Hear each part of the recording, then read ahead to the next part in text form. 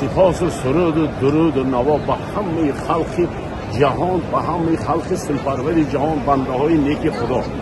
پروردگارم ما همین زمین مقدم مکه مکرمه آمدیم، خدا هم مدینه منوره رو با میریم نصیب کنید باشد.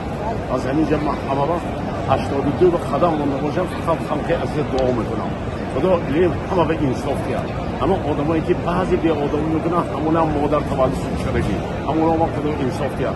همین دست به دعا همه دعا میکنن مستجاب شود، دعاها مستجاب شود، جنگ ها نشد سر شود. وقت قطع نظر کدام دین، کدام مذهب، کدام ملت، همه بنده خدا هستیم. یک دیگر احترام کنیم، حرمت کنیم.